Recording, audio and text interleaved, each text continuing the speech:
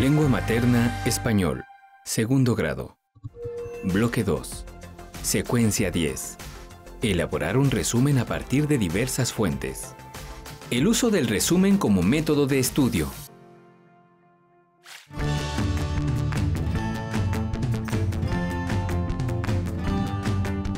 Hola, seguramente alguna vez han tenido que hacer un resumen. ¿Recuerdan cómo lo elaboraron? ¿Con qué finalidad lo hicieron? Veamos qué es un resumen y cómo se hace. Oigan, ¿ya estudiaron por el examen de física? En eso estoy, pero es mucha información. Sí, ya sé, y creo que no me voy a aprender todo. ¿Y por qué no hacemos un resumen? ¿Podemos hacer un resumen para estudiar? Claro que sí, ¿no? Mejor investigamos para estar seguros. Sí, mejor vamos a investigar. El resumen es una selección de las ideas más relevantes de un texto o suceso, que se puede elaborar con diferentes objetivos. Por ejemplo, para introducir al lector en un artículo científico. Para comprender mejor un texto. Presentar un texto literario o científico. Para recomendar un libro. O como método de estudio para las distintas asignaturas. Se puede hacer resúmenes de diferentes textos. Por ejemplo, de las noticias. De la sinopsis de libros y películas. De artículos de revistas. De tareas escolares. De folletos. E incluso en charlas con personas cercanas. Por ejemplo, para contar cómo estuvo nuestro día, sobre el partido de fútbol o sobre algún evento importante que hayamos tenido. Ah, claro. Son las ideas más importantes de lo que hemos leído, o incluso de lo que ha sucedido. Y además, se usa también para otras cosas, como estudiar y revisar cierta información. Nos va a servir mucho para nuestro examen. Sí, veamos qué más dice aquí sobre el resumen. Los resúmenes se clasifican básicamente en dos tipos.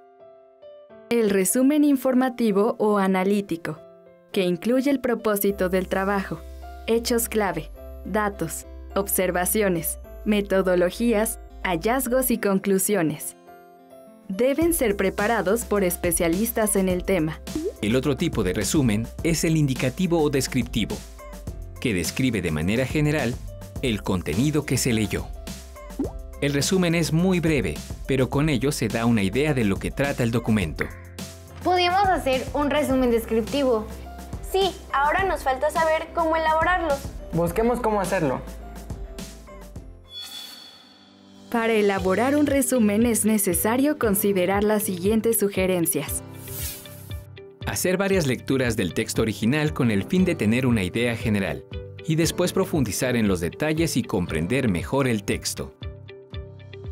Si el texto es demasiado largo, se pueden releer solo las partes que más han llamado la atención. Hacer anotaciones mientras se realiza la lectura. Sobre todo, es ideal subrayar las frases y datos sobresalientes.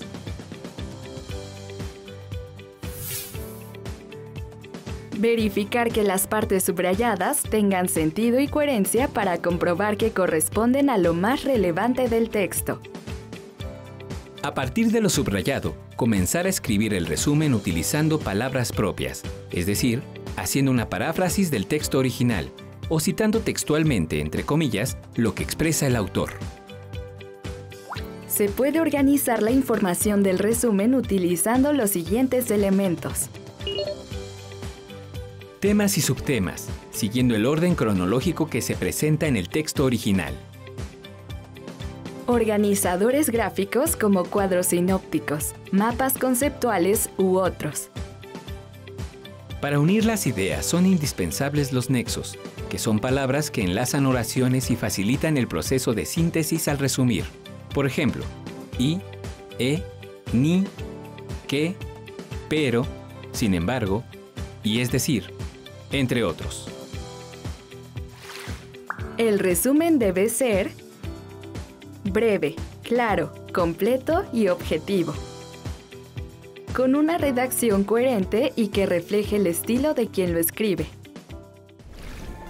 Organicé el resumen con temas y subtemas. Yo lo organicé en un mapa conceptual. Y yo en un cuadro sinóptico. Ahora sí, estamos listos para estudiar. Sí, así estamos miren, listos. a ver, enséñame.